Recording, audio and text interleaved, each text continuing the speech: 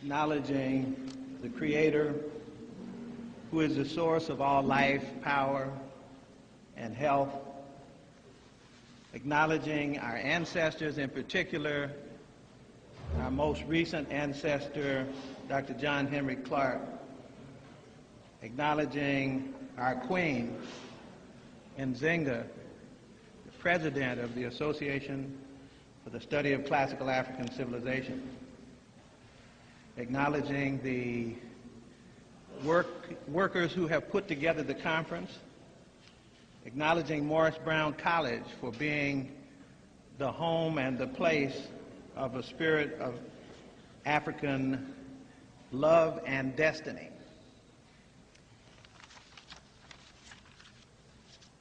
I got a letter dated July 24th from the president of the Association for the Study of Classical African Civilization.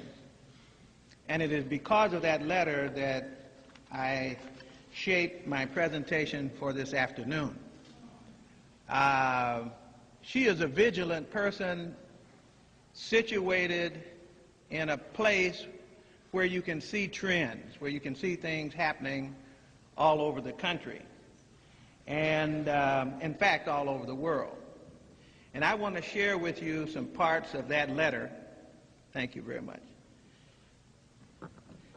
And then I have some fairly specific things to say in response to it.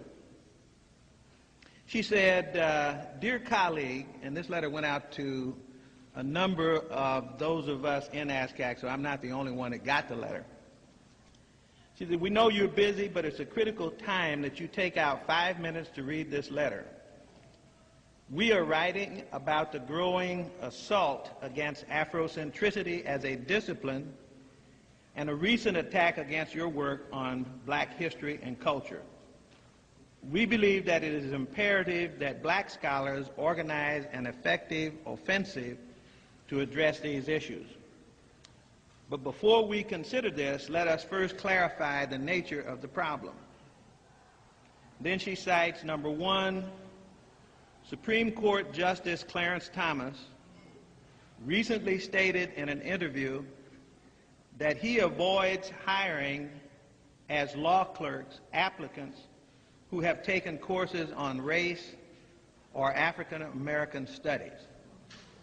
And then she attached the news article where Clarence Thomas is quoted as having made that statement. Two, the University of California Regent Ward Connery, who campaigned for an end to race-based college admissions in California, has called on the University of California system to re-examine ethnic studies programs and other race or ethnic-based pursuits. And of course, what you know that means is the hope for elimination of those departments and courses where African people have an opportunity to do the research, to study themselves. And as you know, Ward Connery is a Negro regent. Number three, Mr. Eric Martel, who is a high school teacher in Washington, D.C., has written to thousands of schools in the United States condemning Afrocentricity. And in his letter, he provides a list of black authors from Tony Browder to Francis Cress Welsing and their publications, and requests that the teachers and administrators remove these works from classroom libraries. So it's not just Tony and Francis, but if you saw the list, it's almost everybody that you read. That those are the books, Dr. Clark's book, Dr. Jop's book, John Jackson's books.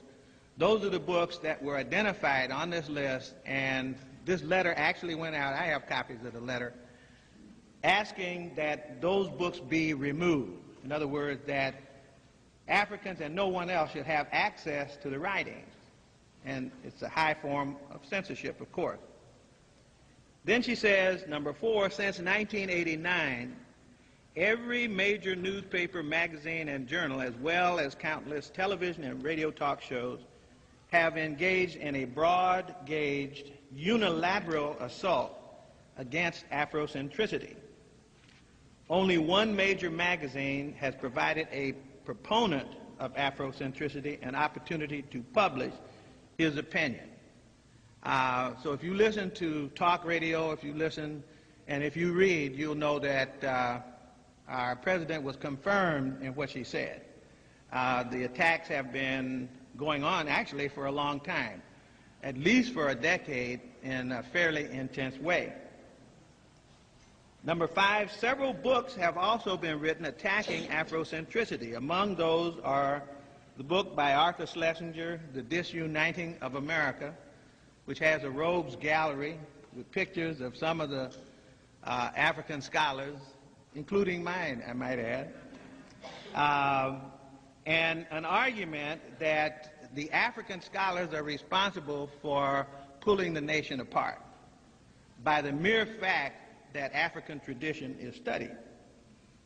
The book Not Out of Africa by Mary Lefkowitz, which challenges the fundamental notion that Africans are Africans, that those people in the Nile Valley who erected pyramids were actually African people. Presumably they were Europeans who managed in their spare time to leave home and come to Africa and build things in Africa that they were never capable of building at home. And after building them, then they went home and forgot about the fact that they had built them. And then there is Black Athena Revisited, edited by Mary Lefkowitz. I'm not sure if it's Mary Lefkowitz only, but I think there were 2 authors of that. And then there's the book The End of Racism by Dinesh D'Souza, who comes from the country that gave us the caste system in India, and is now telling us that there is no racism in America. Something that I'll say about him and others in a moment.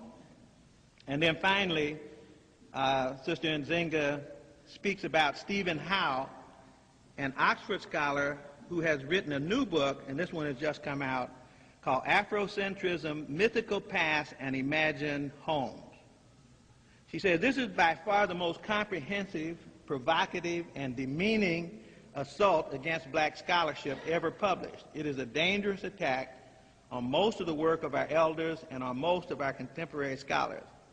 Because of the way it is marketed, we believe that the author and publisher expect African Americans to purchase the book and trigger a national controversy by our response to it. Although we believe that the book must be critiqued, we are urging black people not to publish it. You say, how did I get it? Well, you borrow a copy from the library. I can't tell you to Xerox it because that would be illegal. I said I can't tell you to Xerox it because that would be illegal. In addition to the above, many of our black studies programs and departments are threatened with extinction. In fact, some are already extinct. Some of the core African studies departments are extinct. Those that are most African are those that are at greatest risk of being extinct, even as those that advertise themselves not to be African are being more fully funded. In spite of the growing threat to our publication and discipline, few black scholars have spoken out in defense of our tradition and our work. It is the opinion of the ASCAC board that this state of black indifference and denial in the face of growing menace that could destroy everything we have fought for can no longer be sustained. We must fight. Now that's in bold. That's bold, so I said it that way. In the spirit of Dr. Clark, Dr. John Jackson, Dr. Chancellor Williams, and countless others who have joined our ancestors.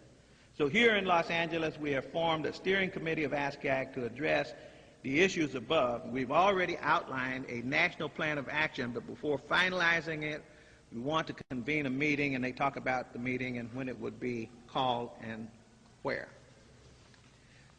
So it is in part in response to that I would like to add some information and some perspectives of my own, because if we truly understand the nature of the struggle that we are a part of, It's really not a struggle per se about information.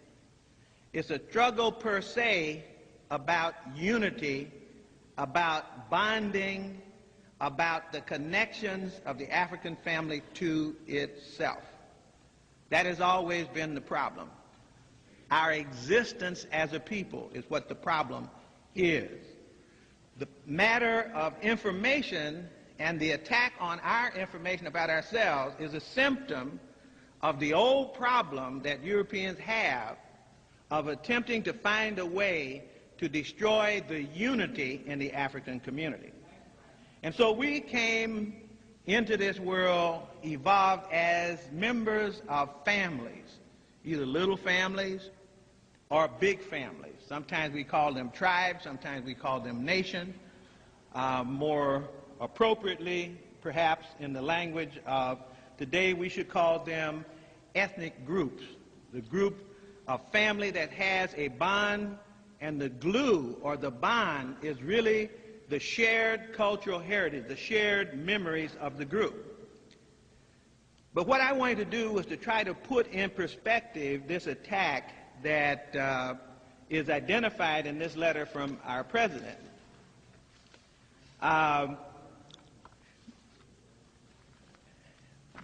Most of the people mentioned in the attack come from a common group of people. In fact, what I would ask you to do if you have a piece of paper, just so that you can keep track of this, and also so that you can accept an assignment that I will suggest after I have finished.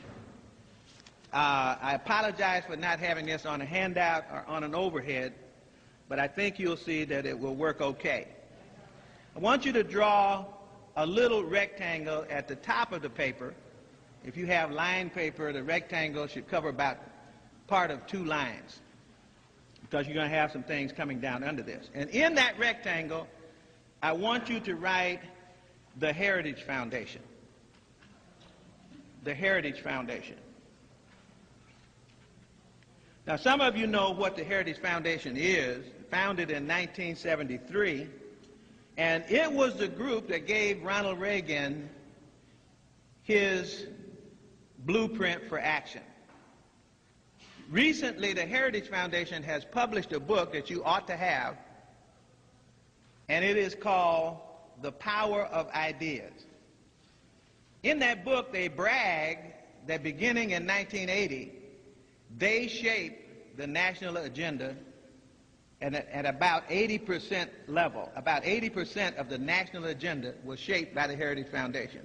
They told Reagan what his blueprint would be, and a dutiful actor that he was, he read his script. And in reading his script, initiated certain things which include us. I'll get to us in just a moment, because you may wonder, what has the Heritage Foundation got to do with us? You'll see it has a great deal to do with us. The Heritage Foundation, and you should draw some lines at an angle off the top of your box so that you can write the names of some of the people who gave millions of dollars to the Heritage Foundation to do its work. You should, on the first line that you draw, put Coors Beer. Adolf Coors. Adolf. We had another Adolf in history. Coors Beer. Adolf Coors. Leading funder of right-wing causes. Got in trouble because of some of the advertisement that Coors Beer was making. They had to back up, and then now they come out with a calendar for Black History Month, but don't be mistaken what the agenda is. Scafee family. You recognize the Scafee family because they're behind the support of Kenneth Starr in the attack on the current president of the United States. So these are people, and we're talking about foundations that have hundreds of millions of dollars to spend on their agenda. The Bradley Foundation from Milwaukee, hundreds of millions of dollars to spend, and Coors, Scafee, and Bradley all contribute to heritage. The John Olin Foundation, hundreds of millions of dollars to spend, and it also contributes to the Heritage Foundation. So if you'll put on those top lines Coors, Scaife, S-C-A-I-F-E, Bradley, and Olin. Now I want to tie some of these together with some of the things that were mentioned in the book and with the mission of ASCAC, because whether you know it or not, to my knowledge, there is no group of scholars anywhere in the world currently under attack for writing their history other than the Africans who are working in the United States and in England mainly. Nobody else is under attack for writing their history. And let me say this, everybody who writes their history, no matter who it is, will be under attack. I'm talking about every African who writes their history will be under attack. At one point, one of the strategies was to make it seem that it was a group of rump scholars who didn't know what they were talking about, that were making all these wild claims about the study of ancient Egypt, and that Egyptians were people who were black people. Brother Obadele Williams and I did an article once called "The Struggle to Bring True African History into Being," and that's published as an occasional paper of ASCAC, and in it, the names of those scholars who have always taken this position, going back to Martin Delany, W.E.B. Du Bois, and so forth, the scholars who, with the so-called impeccable credentials, whatever that means, have always argued, if they have studied that question, that the Africans of the Nile Valley were black people. And I also wrote another article called "Bringing Ma'at" for the Journal of African Civilization, because they were floating this notion around on their propaganda machine that it was only a handful of guys who were out here and few women writing this kind of material. And in fact, what we found is the overwhelming opinion of those who have studied this, it was very clear that we were simply in keeping with a long tradition, buttressed by new information, which is even more compelling than our ancestors had when they began to do these things. Now, the Heritage Foundation has had people working for it. Murray worked for the Heritage Foundation. Charles Murray. Okay, in case you don't get it, Charles Murray is the one that wrote several books, one called "Losing Ground," which was a study that intended to frighten white people that they were losing ground to black people as we got more freedom.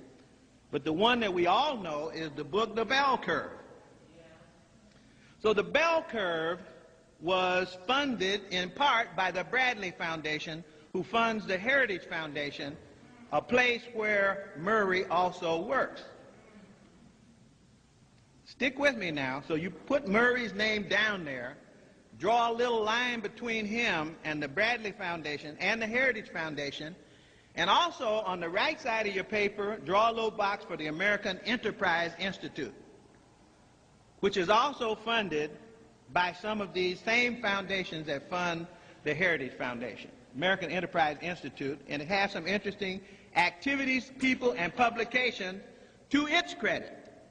So Murray is in all three places. He's in the Bradley Foundation, he's in the Heritage Foundation, and he's also at the American Enterprise Institute. And his book, The Bell Curve, argues that blacks are genetically inferior to white people, and that poor people are genetically inferior to rich people.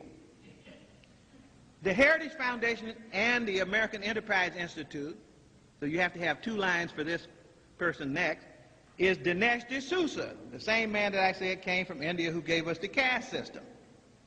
Dinesh D'Souza wrote a book called Illiberal Education, which was effectively an attempt to establish a core curriculum of Western civilization and to attack anybody who wanted to study themselves. Dinesh D'Souza used to be at, I believe it was Princeton, as editor of a student newspaper, and he was a right-winger then. What was it? Dartmouth, right. Editor of a student newspaper and a right-winger then. And he also wrote a book, The End of Racism. The End of Racism, which argues that there is no more racism. Now, Dinesh D'Souza has ties to the Heritage Foundation, also to the American Enterprise Institute, and when that last book was published, it was so stinky and ugly that two black conservatives who were at the American Enterprise Institute gave up their membership in the Institute. That's Robert Woodson and Glenn Lowry. Now, you know, it's really something when black conservatives will give up their spot in right-wing institutions. But this was so ugly that they quit over that book. And that's Dinesh D'Souza. And we'll come back to the American Enterprise Institute in just a second. Bennett, who was former Secretary of Education, and actually, in addition to that, formerly head of the Endowment for the Humanities, has argued that E.D. Hirsch's book, Cultural Literacy, which outlines the 4,000 things that everybody is supposed to know, which is really a reaffirmation of Western civilization and a negation of African civilization, because we have a little pepper in there. They'll say something about Martin Luther King, something about Maya Angelou and stuff like that. But no story of African people in the book by Hirsch, Cultural Literacy. But Bennett, who worked for the Heritage Foundation and who was then Secretary of Education, said they should use that book's content in order to determine who would have admission to college. Get rid of the SAT and have them study Western civilization, in other words. That was Bennett's thing. Now, Bennett was also head of the Endowment for the Humanities when the black psychologist submitted a videotape that I do called Free Your Mind, Return to the Source, thinking that they were going to get funding from the Endowment for the Humanities to produce that show. Well, I told them beforehand they weren't going to do it, but they insisted, so we created a little 30-minute pilot. And of course, we were immediately rejected because they said they didn't do that kind of funding. But immediately after that, they came out with a film called The Africans with Ali Missouri editing the film. But Ali Missouri, remember now, his point was that we were not one people, we were three people. We had a triple heritage. That's why he was attractive to the funding agency. So they were willing to fund a book about history and a movie about history which showed all over, when they thought that the main message of Ali Missouri was going to be this triple heritage. I'm part Arab, I'm part African, I'm part European. That's what he said. Sounds like the Tiger Woods syndrome. So when Ali Missouri also was determined to be anti-colonial, so if you follow his series, he didn't get in trouble until they got to the part where he got to the anti-colonial in earnest, and that's when they took his series off of television. Now, Bennett, this Heritage Foundation person, was the one who was at the endowment when these two attempts to say something about African people were launched. Also, at the American Enterprise Institute, a person named Linda Chavez worked there. I don't know if you know anything about, you remember her? She was on the Civil Rights Commission, and she's anti-civil rights. But she also wrote a book called Alternatives to Afrocentrism. Now, how does a person who has never written anything about African history suddenly become an authority sufficient to edit a book on the alternative to Afrocentrism? What are they talking about? They're talking about alternative to the destruction of black civilization, alternative to civilization or barbarism, alternative to Ivan Van Sertima's They Came Before Columbus, alternative to the information. Now, the information, by the way, is strategically never touched. What is done with the information that we produce is that we're characterized. There's a difference between reading and engaging and disputing and documenting and challenging documentation and characterizing a work. So this work is just no good. In fact, they had one young man named Frank Yerkel who reviewed the Portland baseline essays in Oregon that we wrote, and Dr. Clark wrote one of those essays, and this fool who never finished his degree at the University of Chicago, said that Dr. Clark's essay was worthless as history. This is a man who has no skills, no background in African history, but categorically characterized the work of Dr. Clark. Because you cannot argue the work of Dr. Clark. You got to read as much as he reads. And if he had 20 lifetimes, Yerko could not read as much as Dr. Clark read.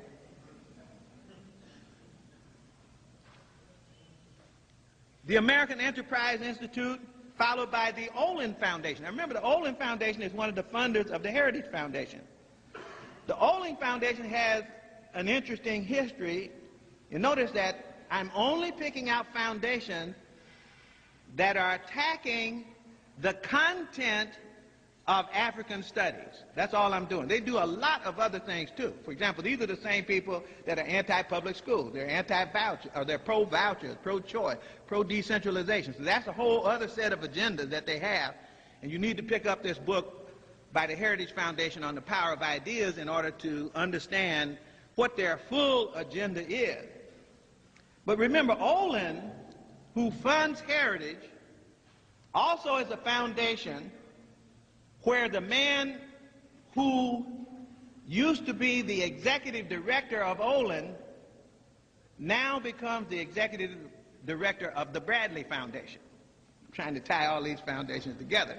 They're tied together because they have the common agenda of trashing African people's attempt to study themselves. The Olin Foundation funds a book by Mary Lefkowitz, Not Out of Africa. Not Out of Africa. You see what they have in common. The Attack, a book like Alternatives to Afrocentrism, a book like Closing of the American Mind, which was also funded by the Olin Foundation. So there are two major anti-African books funded by the Olin Foundation, John M. Olin Foundation. Closing of the American Mind was written by a professor who had been at, up in New York,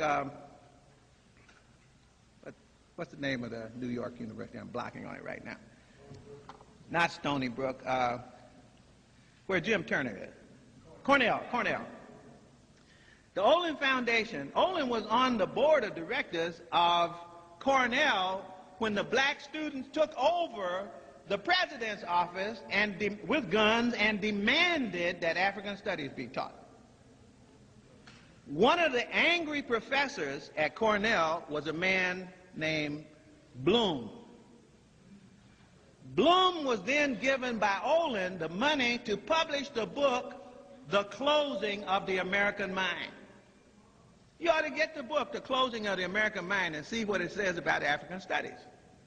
It's one of the most vicious attacks on African studies. It said that the universities gave in the 60s and allowed black people to come in and establish their coursework, and it stimulated the brown people and the red people. Everybody started asking for the opportunity to study themselves, and that destroyed the idea. Actually, it destroyed the myth of Western civilization. That's what it destroyed.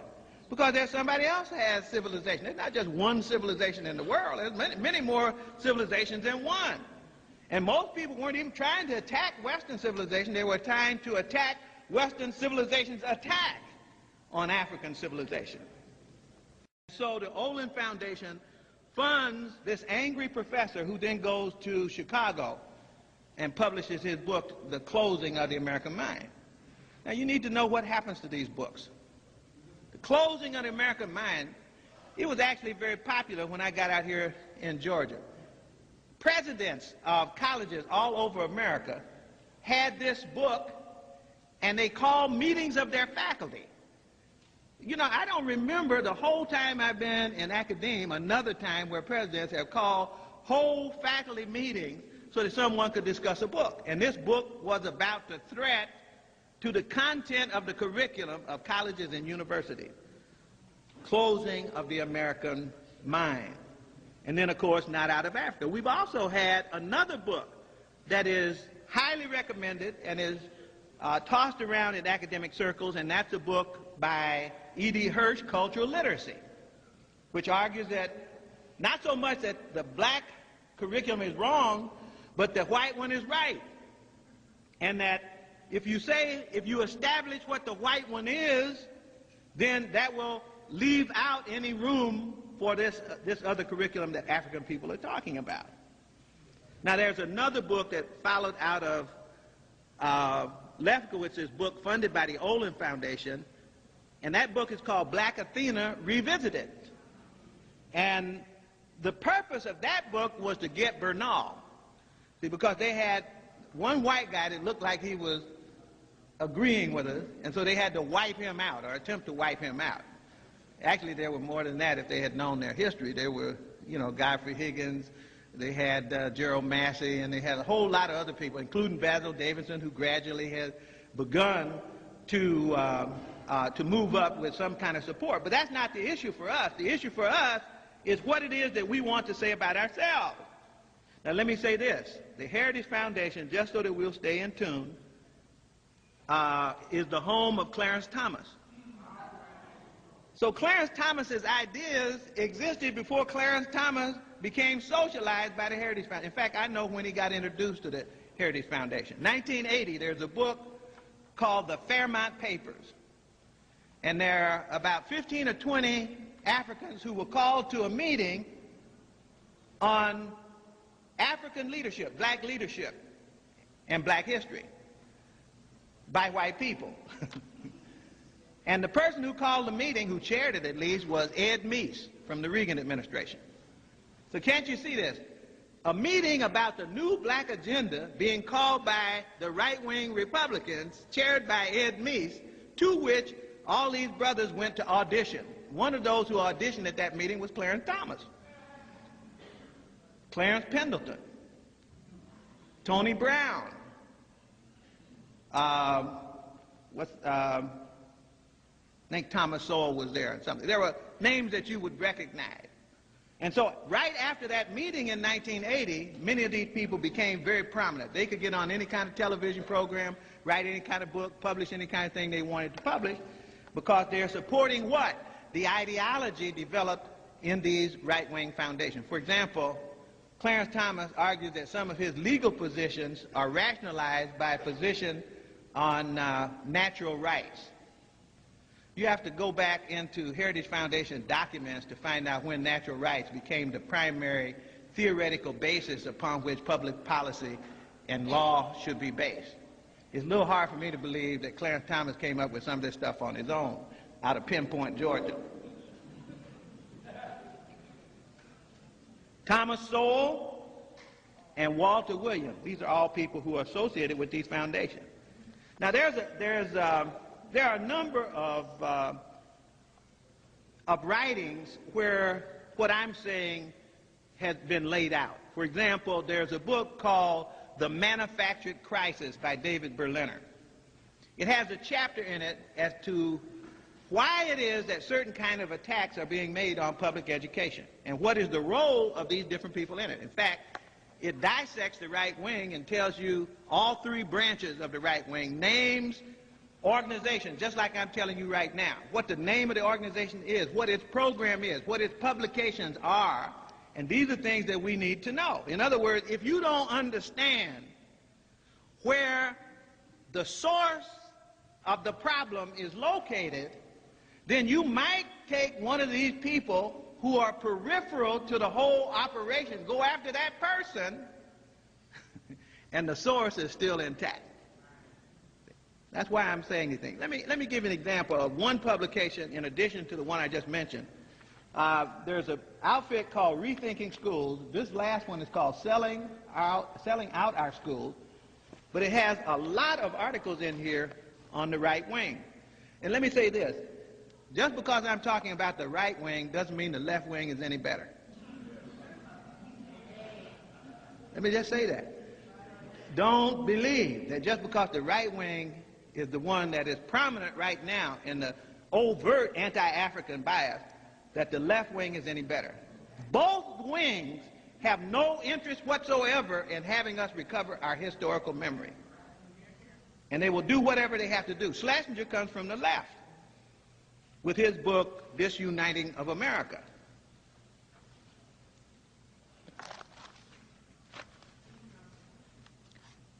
The Center for Educational Reform, a relatively new organization.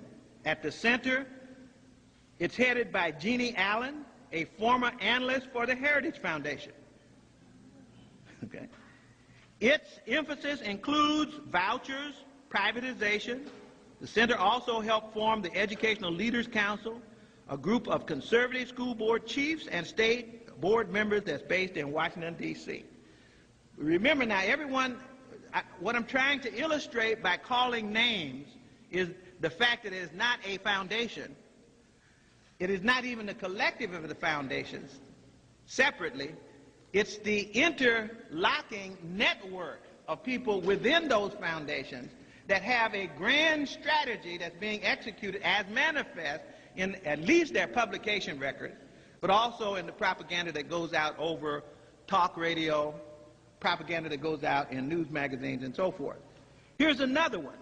Center for the Study of Popular Culture, founded in 1988 by former leftists. These are guys who used to be on the left wing, David Horowitz and Peter Collier. This center is the pit bull of right-wing think tanks. It focuses, now notice where they focus. See, some of these think tanks focus on things like flat tax. That's Steve Forbes. And you got some right-wingers that are in there with him. But I'm not worried about those. What I'm concerned about are these that have cultural agendas. And what cultural agenda means, anti-African agenda. So that they have, in this Center for the Study of Popular Culture, it focuses on cultural issues, and it led to the attack on the Corporation for Public Broadcasting and the National Endowment for the Arts. Remember when they wanted to take all the money away because they didn't mind their people getting grants, but they didn't want our people to get grants. The Educational Excellence Network, listen at the names of these. The Educational Excellence Network, a project of the Hudson Institute. You're going to see brothers tied up in the Hudson Institute. The network was founded in 1982 by Chester Finn and Diane Ravage, Miss Daisy. Diane Ravage. The network, remember Diane Ravage is the one that attacked the Portland baseline essays. She was the one that attacked the multicultural curriculum. Lynn Jeffries in New York, when they were trying to put that together, she was the main pit bull. Now she has something. Or I remember right after that, in fact, I went to one of those meetings, left the meeting, and I caught a radio show where they were reading from this Educational Excellence Network, and until that time, she had not known anything about the Portland baseline essay.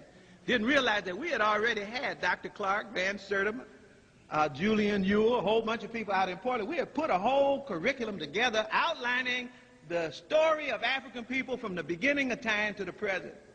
So instead of being able to block that, it was already in place. Then they had to figure out how they could unravel that. And so they began then, these same people began an attack in Portland until they finally destroyed the Office of Multicultural Education with Carolyn Leonard and effectively blocked the further development of the curriculum effort. But by that time, we had already got our stuff out, and it's all over the world.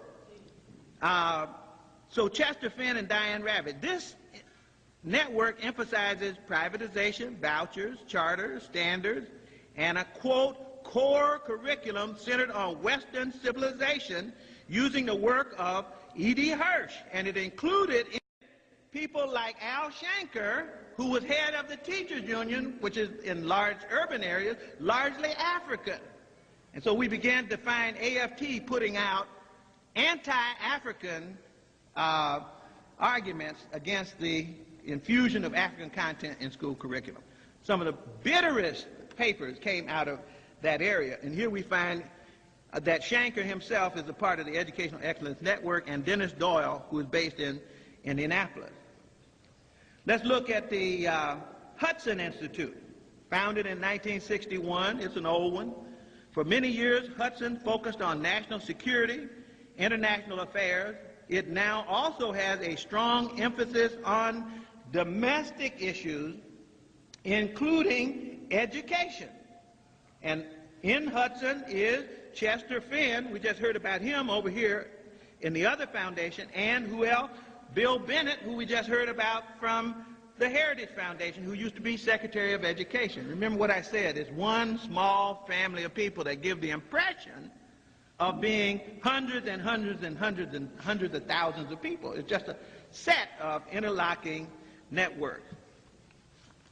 And then, just a couple more, the Bradley Foundation.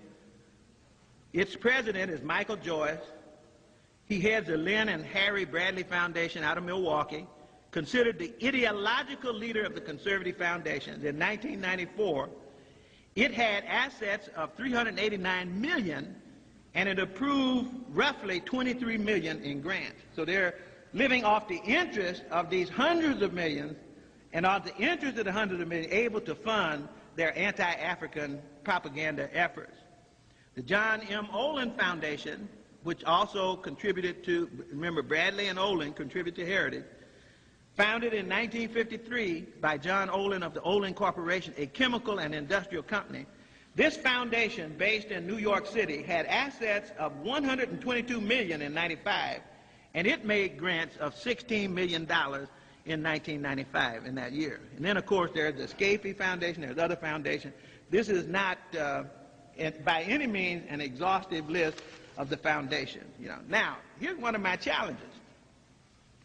One of my challenges is that, see, one of the things that you could do, what they've tried to do with their strategy, is to tie down the African scholar. See, if they take some little poot-butt scholar, comes up with a jumped-up book, and then all the African scholars go over there to try to chase this one person, then when we get there and beat them up, then there's somebody else that will be sent out. Another pit bull will be sent out. In the meantime, you can't do your reading, you can't do your writing. The very thing that caused them to create their attacks in the first place, will be diminished. That is the production of the scholarship that tells the truth about African people. It is the falsehood that causes us to be divided against ourselves. And it is because of the systematic attention to propaganda that we have been able to be injured as we have. And so one of the things that I want to say is that there's a lot of people in ASCAC always want to know, what can I do? And some will do the same kind of things you've seen the scholars do. You become scholars and do that, but there's other work to be done that's also scholarly. For example, I just gave you the skeleton of the names of a set of foundations. I can see a whole board as big as that wall with all these foundations on it, with the board of directors on it, with the names of the people who are the writers, with the publications that they've done, with the lines that tie them together. Why? So that our people can understand the nature of the battle that we're in. We don't understand that because we don't have the big picture. And we think it's some little poot-butt person over here in the corner that's coming up. Like Howe is a poot-butt. He's from Oxford. But that's part of the strategy, too. See, the strategy started out about 15 years ago. Most of the attacks on African scholarship came from the newspaper editorial, magazine editorial, talk show host. That's usually the first line of attack. Think of it as a well-organized army. The Army sends out the Marines first, but they got all this Navy. They got all this Army laid back and wait. They're not ready to commit those forces yet. It's the same thing where we're going here. The first thing we saw were all these poot-butt editorials. John Leo in a magazine. Somebody fed him information, and then he comes out and says things. In fact, John Leo came to the Infusion Conference that Obadella and Lucretia Payton and I organized some years ago here in Atlanta. And in the second year, we had 2,000 people here. We had Theophil Obenga here as the keynote speaker. And John Leo was sitting in the audience. I didn't even know he was sitting in the audience, but came back and wrote this article, but he couldn't say what Obenga said. That was the place where Obenga delivered the lecture, The African Origin of Philosophy. Now you go back and read the lecture and see if the lecture matches the editorial. See, all Leo could say was Obenga trashed the Greeks. He didn't trash the Greeks. All he said was, this is what Africans did. And they did it before the Greeks, and the Greeks came and learned from the Africans. So if the Greeks were trashed, the Greeks trashed themselves. It's very simple. He didn't trash the Greek, but he did not give this powerful argument that Obinga had given right there at the conference. So that's kind of the first line of attack on the African family, to send out the put-but troops, those people who don't have background, but who are in a position to make noise. The second thing they did was to identify scholars who had a reputation, but not in the field that they were criticizing. Remember a guy who used to be a historian, an American historian. His specialty was the history of the United States.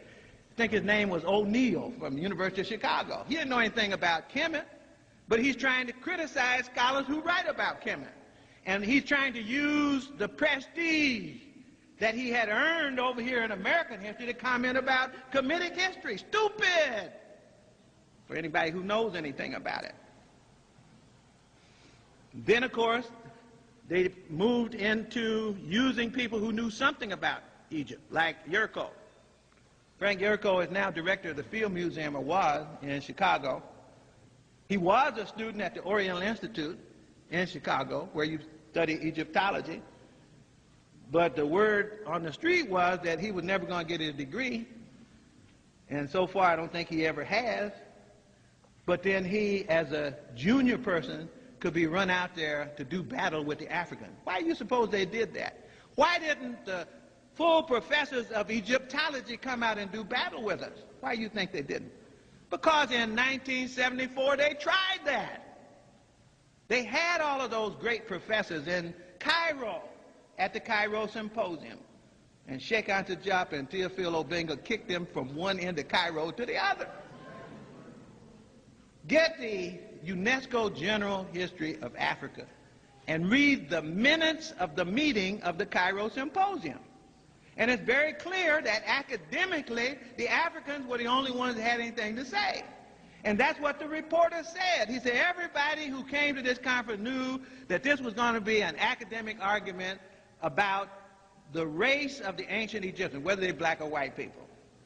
She said, but we've been here now for several days, and only Obenga and Diop have done their homework. So there was a real lack of balance in this discussion. In other words, when they got 20 Egyptologists, only 2 Africans among them, in the same place, looking at the evidence, all the evidence of their critics fell apart. So now, do you think those same people are going to want to come back and do much debating anymore? No. The Temple University Conference, we brought them in there too. They had Brother Malefi and Brother Finch, Brother Maulana, and then they had people like Ashtor, the great Assyriologist, Mudimbe, the Negro African, was there. We have videotapes of all of these confrontations, folks. And clearly, we didn't have to go home with our tails between our legs. The videotapes are overwhelming proof of the fact that we can stand our own ground when they get their best up against us. So naturally, the people in those ranks, see, because what are you going to do if you're a scholar? If you're a scholar and you have, you've been studying pottery all your life in Egypt. Maybe you're a scholar, you've been studying architecture all your life in Egypt. And then somebody comes and asks you, are the Egyptians black or white? Your only answer is, I don't know. Because have you studied physical anthropology as well as architecture? See? And if you don't know how to do DNA samples, which they're now doing on mummies, if you don't know how to do physical measurements, and the type of measurements that physical anthropologists do in order to identify phenotype, if you don't know how to do those things. So most Egyptologists are not scientists of any kind. I don't know whether you know that or not. That's why they're in such bad shape right now on dating. That's why they got caught off base in dating Horemheb. That's why they got caught off base dating certain kinds of temples. That instead of dating, they're half too little, at least.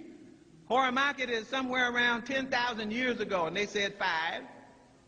You know, why did they say 5? Because they're trying to find out by using inscriptions, instead of using geology, instead of using astronomy, instead of using the academic discipline that would give you additional evidence to help you interpret the text So right now, Egyptology is in bad shape, no matter who beats up on them. Whether it's the African scholars, whether it's the geologists and the seismologists and the astronomers, they're in bad shape. So generally, they keep their mouths shut. How many of the famous Egyptologists have you seen write a technical paper on the phenotype of the ancient Kamites? How many have ever seen one? See?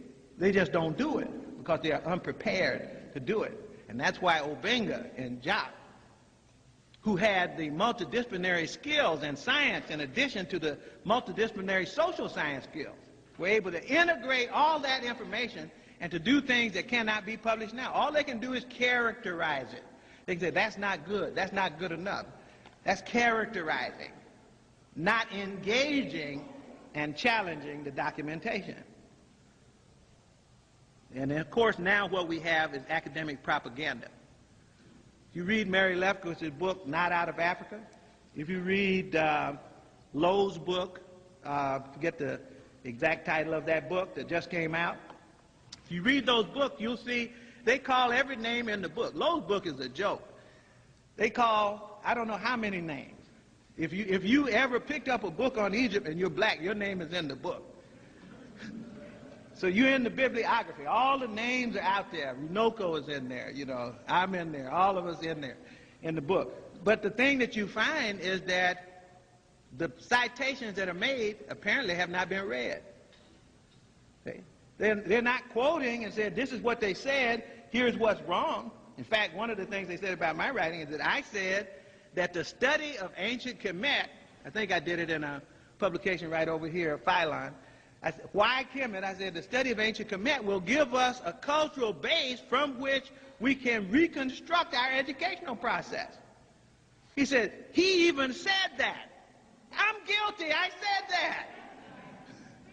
And I'll say it again. And it is, and it will. You see? But that's also scary to people who believe in the supremacy of Western civilization. It's another form of white supremacy. You just say Western, and that means white. So white civilization is what they're talking about. And they're arguing that that is the only thing that schools should be about. And through that mechanism to try to establish hegemony, and through that mechanism try to destroy the families of African people. Because what holds the family together? What is it that holds your family together? It's when you sit down in the evening and say, we are the Smith family. We came to Atlanta in 1813. We came here in covered wagons. We built mud houses. We did this. We had this money. We lost our money. We got some more money. Got us a farm. We did that. And when the family tells those stories, it pulls them closer together. And so when you say, as African people, before we were enslaved, we were on both continents. We were in the African continent. We were already here doing things on our own. And we got stories that we must tell our children because we want our children to identify with us, thank you, not with you. And that's what's scary. It's the family feeling more than the information itself that frightens people, because if you have a family, you will not be a victim. That's what the issue is. Recently, we had another shift. It's really funny to watch these shifts. For example, when we first started this battle out, the Egyptologists were still calling Egypt, Egypt. Now they all call it Kemet. Why do you suppose, if they knew it was Kemet in the first place, why didn't they call it by its name? There's no place where Egypt appears in the text. But the Egyptologists now have a magazine called Kemet.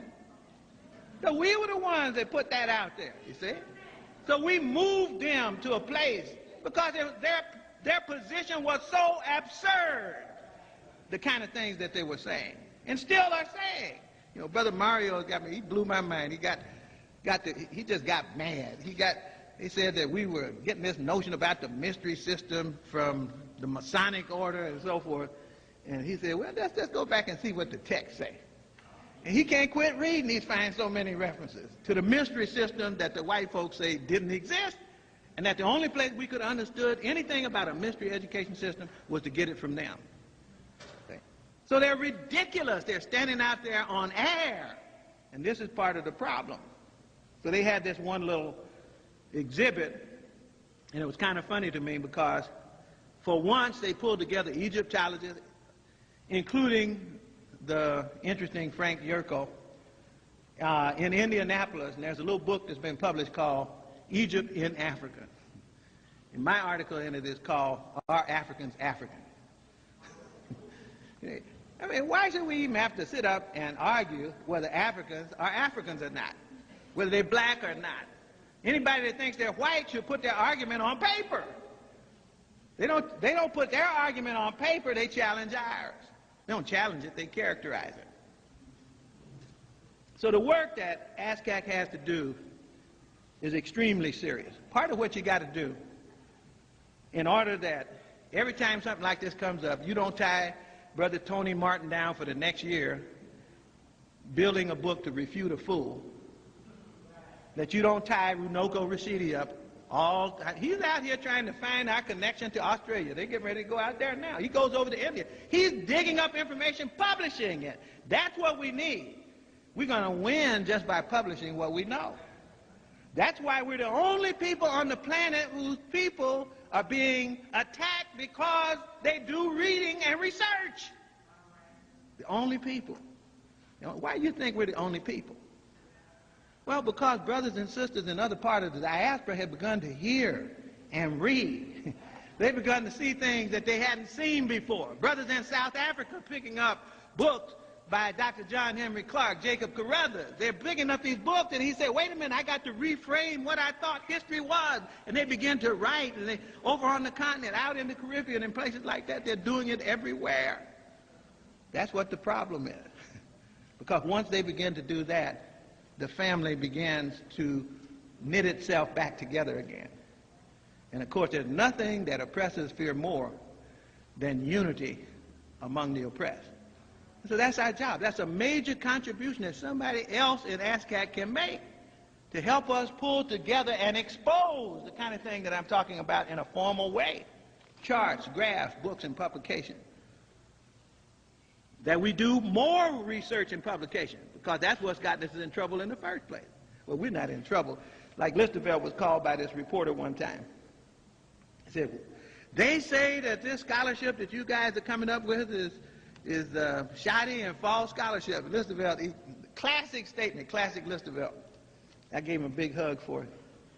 He said, you know, to the reporter, he says, I talked to a lot of African scholars. He said, I haven't met any of them that are sitting around waiting to be validated by white people. I don't know anybody that's waiting for you to tell us we can do this. We're going to do it. So we have to do more. And above all, we need more dissemination. We got to get this stuff out there. Some of y'all, you're awesome on the internet. We got to get our stuff out. To put Queen T on the internet and her whole story. You got a home page, put it out there. You know, to put the bibliography out of the books that we need, put it out there. As well as put all this foolishness out. That is the map of the interlocking network of people. That little small group of poot-butt people who have nothing but money. Put it out there and let people see it. That's the challenge that I bring to you. I just wanted to say to Sister Nzinga that she knows that the ASCAC family will be right in the middle of the fight. We're not afraid of a fight. We love fight. African people have a saying in Nigeria. I think it was Brother Chinwezu that came on out with this thing. He said that, and Sister Marimba has it in her book too. He said that when you get real full, he said, then you stand out in the street and then you challenge your tormentor. You say, Bukaleja. I mean, come on down, let's fight. So that's what we say now, Bukaleja. Because we know where we're going. We know where we've come from. And we know how we're going to get where we're going. Thank you.